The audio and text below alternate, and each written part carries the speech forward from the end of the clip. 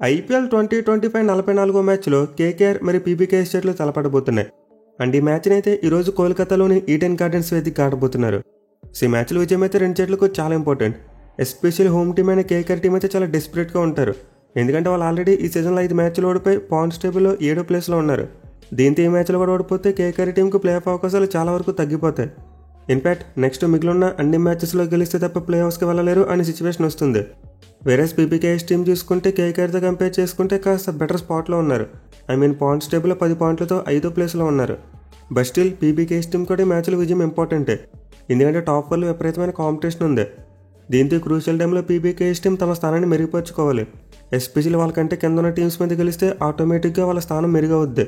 ఆ తర్వాత వాళ్ళ పైన ఉన్న టీమ్స్ మీద ఓడిపోయినా కాస్త ఎఫెక్ట్ అయితే తగ్గుద్ది. సో పీబీకేఎస్ టీం కూడా ఈ మ్యాచ్లో గెలిచి టాప్ 4లోకి వెళ్ళాలని చూస్తారు. ఇన్ఫాక్ట్ ఈ మ్యాచ్లో గట్టిగా గెలిస్తే టాప్ 2లోకి కూడా వెళ్ళిపోవచ్చు. అయితే పాయింట్స్ టేబుల్ కూడా పక్కన పెడితే ఈ రెండు జట్ల మధ్య మ్యాచ్ అంటే అది మామూలుగా ఉండదు. లాస్ట్ 2 టైమ్స్ చూసాం ఈ రెండు జట్లు తలపడినప్పుడు 2 భారీ రికార్డులు నమోదయ్యాయి.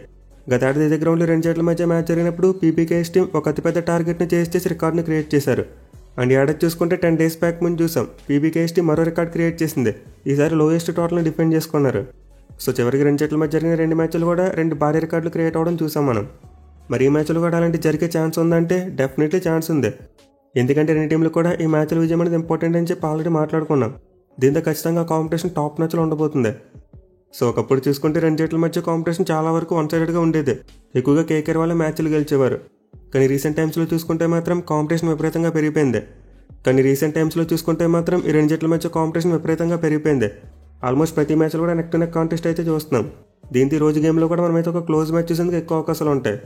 బట్ ఎనివే ఈ రెండు జట్ల మధ్య ఓవరాల్ హెడ్ టు స్టాట్స్ చూసుకుంటే మాత్రం కేకేఆర్ వాళ్ళదే డామినేషన్. మొత్తం 34 మ్యాచ్లు తలపెడితే కేకేఆర్ వాళ్ళు 21 మ్యాచ్లో గెలిచారు. వేరేస్ పీబీకేఎస్ టీం కేవలం 21 మ్యాచ్లో మాత్రమే గెలిచింది. సో ఓవరాల్గా చూసుకుంటే క్లియర్గా కేకేఆర్ టీంకి అప్పర్ హ్యాండ్ కనిపిస్తుంది.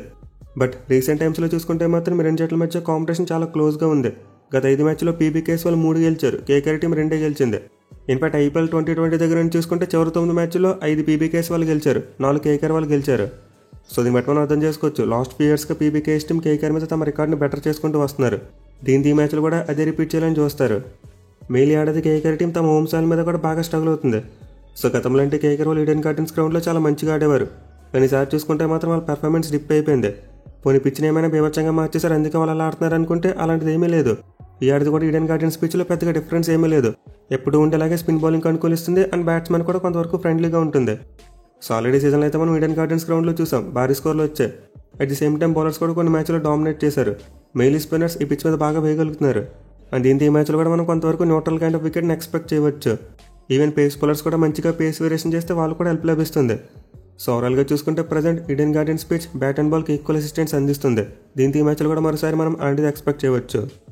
ఇక గ్రౌండ్ యొక్క స్టాట్స్ విషయానికి వస్తే ఇప్పటివరకు మొత్తం 97 ఐపీఎల్ మ్యాచెస్ జరిగాయి. అండ్ 97 మ్యాచ్లో ఫస్ట్ బ్యాటింగ్ చేసిన టీం 41 మ్యాచ్లో గెలిస్తే చేస్ చేసిన టీమ్స్ 56 మ్యాచ్లో గెలిచాయి. అలాగే గ్రౌండ్లో ఫస్ట్ ఇన్నింగ్స్ యావరేజ్ స్కోర్ చూసుకుంటే 164 రన్స్గా ఉంది. సో క్లియర్లీ స్టాట్స్ అయితే కొంతవరకు సెకండ్ బ్యాటింగ్ చేసిన టీంకి అనుకూలంగా ఉన్నాయి. అంటే చేసింగ్ చేసిన టీమ్స్ ఎక్కువ మ్యాచ్లో గెలిచాయి. కానీ రీసెంట్గా చూసుకుంటే మాత్రం పరిస్థితులు కాస్త భిన్నంగా ఉన్నాయి. ఈ గ్రౌండ్లో చివరి ఆడిన 5 మ్యాచ్లో చేస్ చేసిన టీం ఒక్కసారి గెలిచింది. 4 సార్లు ఫస్ట్ బ్యాటింగ్ చేసిన వాళ్ళే గెలిచారు. మెయిన్లీ ఫస్ట్ బ్యాటింగ్ చేసిన టీం అరౌండ్ 190 స్కోర్ కొట్టగలిగితే వాళ్ళు గెలిచేందుకు ఎక్కువ అవకాశాలు పెరుగుతున్నాయి. సో దీంతో ఒకవేళ టాస్ ఓడిపోయి ముందుగా బ్యాటింగ్ చేయవలసి వచ్చినా ఆ 200+ స్కోర్ కొడితే ఖచ్చితంగా గెలిచేందుకు అవకాశాలు ఉంటాయి. Mainly KKR team present chasing విషయంలో చాలా తడబడుతున్నారు. ఈ ఏడాది ప్రీవియస్కి గ్రౌండ్లో ఆడిన 2 మ్యాచ్లో చేస్తూ ఓడిపోయారు. అలాగే చివరిగా పంజాబ్ టీం మీద కూడా ఒక చిన్న టార్గెట్ని చేయలేకపోయారు.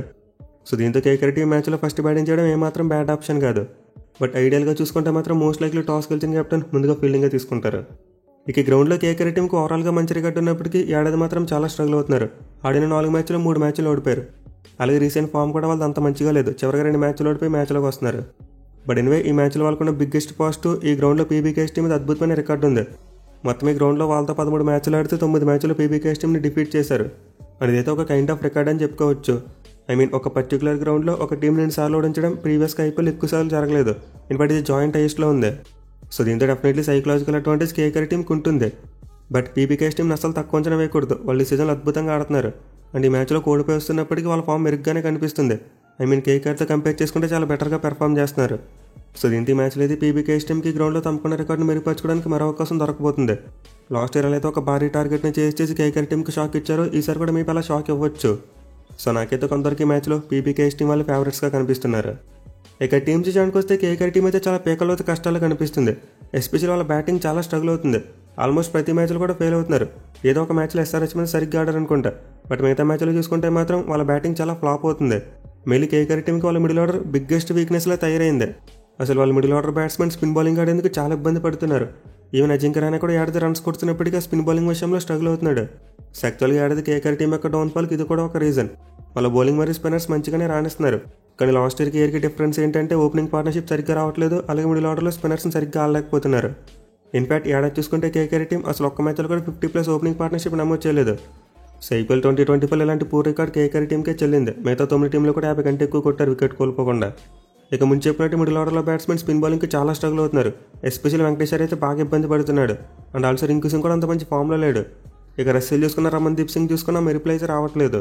పైగా లాస్ట్ మ్యాచ్లో కేకేఆర్ టీం అన్కుర్ రఘువంశీ లాంటి ప్లేయర్ని ఎప్పుడో చివరిలో పంపారు. ఈ మ్యాచ్లో అయితే మరోసారి అలాంటి మిస్టేక్ చేయకూడదు. మెయిల్ అతను స్పిన్ బౌలింగ్ని బాగా ఆడుతున్నాడు. దీంతో అతను ఖచ్చితంగా నెంబర్ 4లో పంపించాలి. అలాగే కేకేఆర్ టీంకి ఈసారి ఓపెనింగ్ పార్ట్నర్షిప్ కూడా క్లిక్ అవ్వాలి.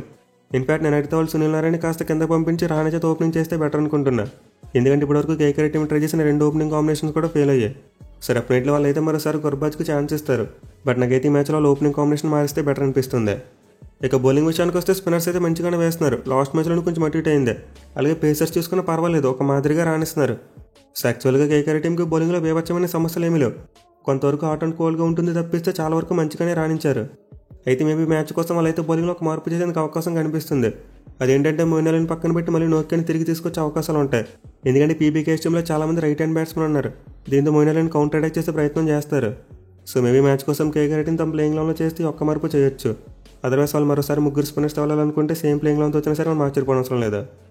ఇక పీబీకే టీం విషయానికి వస్తే వీళ్ళకి మెల్లగా కొంతవరకు బ్యాటింగ్ సమస్యలు స్టార్ట్ అవుతున్నాయి. ఎస్పెషల్లీ వాళ్ళ క్యాప్టెన్స్ రేషర్ గత కొన్ని మ్యాచ్లో మంచి ఇన్నింగ్స్ ఆడలేదు. ఈ మ్యాచ్లో అయితే పీబీకే టీం క్యాప్టెన్ కంబ్యాక్ చేయాలి, ఒక పెద్ద ఇన్నింగ్స్ ఆడాలి. మరి ముఖ్యంగా అతను స్పిన్ బౌలింగ్ చాలా బాగా ఆడుతున్నాడు. ఒక్క మ్యాచ్లో కూడా డిస్మిస్ అవ్వలేదు. దీంతో ఈ మ్యాచ్లో అతను కేకేఆర్ స్పిన్నర్స్ను ఎలా కౌంటర్ చేస్తాడనే దాని మీద మ్యాచ్ యొక్క రిజల్ట్ ఆధారపడి ఉంటుంది. అలాగే ఫారెన్ ప్లేయర్స్ అయిన జాస్ ఇంగ్లీష్ మరియు మార్కస్ స్టాయినిస్ వీళ్ళిద్దరు కూడా మంచిగా రాణించాలి. సాలిడ్ వాళ్ళకి యంగ్స్టర్స్ అయిన ప్రియాంశ్ ఆర్య, ప్రభ్ సిమ్రాన్ సింగ్ మరియు నెహల్ వాద్రా ముగ్గురు కూడా మంచిగా ఆడుతున్నారు. అలాగే శశాంక్ సింగ్ కూడా పర్వాలేదు, రన్స్ కొడుతున్నాడు. కేవలం లాస్ట్ మ్యాచ్లో మాత్రం ఫినిషింగ్ టచ్ సరిగ్గా ఇవ్వలేకపోయాడు. సో దీంతో ఈ మ్యాచ్లో అయితే పీబీకే టీంకి వాళ్ళ క్యాప్టెన్తో పాటు ఫారెన్ బ్యాట్స్మెన్ బాగా ఆడాలి. అదర్వైజ్ ఈ మ్యాచ్లో వాళ్ళు మరోసారి భారీ స్కోర్ కొట్టడంలో ఫెయిల్ అవుతారు. ఇక బౌలింగ్ విషయానికి వస్తే లాస్ట్ ఫ్యూ మ్యాచెస్లో పీబీకే బౌలర్స్ మంచిగానే వేశారు. కేవలం చివరికి ఆర్సీబీ మీద మాత్రమే కాస్త ఫెయిల్ అయ్యారు. మెయిన్లో థర్డ్ పేస్ బౌలర్ ఆడుతున్న జేవియర్ బాట్లెట్ అంత ఎఫెక్టివ్గా వేయలేకపోతున్నాడు. సో దీంతో మ్యాచ్లో మేబీ పీబీకే టీం ఒక మార్పు చేయొచ్చు. వైశాఖ్ విజయ్ కుమార్ లాంటి బౌలర్ అతని ప్లేస్లో ప్లేయింగ్ లెవెన్లోకి తీసుకొచ్చే అవకాశాలు ఉంటాయి. సో ప్రస్తుతానికి అయితే పీబీకే టీంలో 5 జెన్యూన్ బౌలింగ్ ఆప్షన్స్ కనబడుతున్నాయి. అండ్ మార్కస్ స్టాయినిస్ అన్నాడు, బట్ అతనైతే అంత మెరుగ్గా వేయలేకపోతున్నాడు. దీంతో మ్యాచ్లో మేబీ పీబీకే టీం మ్యాక్సిమం వెనక్కి తీసుకొచ్చే ప్రయత్నం చేయొచ్చు. ఎస్పెషల్లీ కేకేఆర్ టీంలో లెఫ్ట్ హ్యాండ్ బ్యాట్స్మెన్ ఎక్కువగా ఉన్నారు. దీంతో మ్యాక్స్వెల్ ఆఫ్ స్పిన్ బాగా వర్కౌట్ అయ్యే ఛాన్స్ ఉంటుంది. బట్ అయిన వాళ్ళకైతే ఈ మ్యాచ్లో మరోసారి చాలా కీ బౌలర్ అవుతాడు. అతనికి కేకేఆర్ టీం అయితే చాలా మంచి రికార్డు ఉంది. అలాగే మార్కన్ సిమర్, హర్షదీప్ సింగ్ ఇద్దరు కూడా మంచి ఫామ్లో ఉన్నారు. సో ముగ్గురు బౌలర్స్తో పాటు మిగతా బౌలర్స్ కూడా బాగా రాణిస్తే ఖచ్చితంగా ఈ మ్యాచ్లో పీబీకే టీంకి గెలిచేందుకు పుష్కలంగా ఛాన్సెస్ ఉంటాయి. ఇక బ్యాటిల్స్ విషయానికి వస్తే ఈ మ్యాచ్లో అంత ఇంట్రెస్టింగ్ బ్యాటిల్స్ ఏమీ కనిపించట్లేదు. బట్ లాస్ట్ మ్యాచ్లో చూసుకుంటే హర్షిత్ రాణా మొత్తం పీబీకే టీం టాప్ ఆర్డర్ని అవుట్ చేశాడు. అంటే ప్రియాంశ్ ఆర్య, ప్రభ్ సిమ్రాన్ సింగ్ మరియు శ్రేయస్ అయ్యర్ 3 వికెట్లు అతనే తీసుకున్నాడు. దీంతో మ్యాచ్లో మరోసారి పీబీకే టాప్ ఆర్డర్కి మరి హర్షిత్ రాణాకి మధ్య ఒక మంచి బ్యాటిల్ని ఎక్స్పెక్ట్ చేయవచ్చు.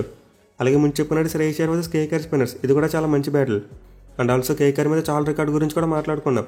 దీంతో అతనికి మరి స్పిన్ బౌలింగ్ స్ట్రగుల్ అవుతున్న కేకేఆర్ బ్యాట్స్మెన్ మధ్య ఒక మంచి బ్యాటిల్ చూడొచ్చు. రహానే మరి వెంకటేష్ అయ్యర్ వర్సెస్ యజ్వేంద్ర చహల్ ఈ బ్యాటిల్ కూడా చాలా ఇంట్రెస్టింగ్ ఉండబోతుంది. సెండ్ ఆఫ్ ది డే చూసుకుంటే 2 టీంలు కూడా అయ్యే ప్రాబ్లమ్స్ ఉన్నాయి. బట్ నాకైతే ఫామ్ బేస్ చేసి చూసుకుంటే పీబీకే టీంకి కాస్త అడ్వాంటేజ్ కనిపిస్తుంది. అయితే కేకేఆర్ వాళ్ళు ఈ మ్యాచ్లో రివెంజ్ తీసుకోవాలని చూస్తారు. లాస్ట్ 2 మ్యాచ్లో ఎదురైన పరాభవానికి మ్యాచ్లో పీబీకే టీం ఓడించి ప్లే ఆఫ్ రేస్లో యాక్టివ్గా ఉండాలని చూస్తారు. చూడాలి మరి పీబీకే టీం డామినేషన్ కొనసాగుతుందా లేకపోతే కేకేఆర్ కంబ్యాక్ చేస్తుందా అనేది.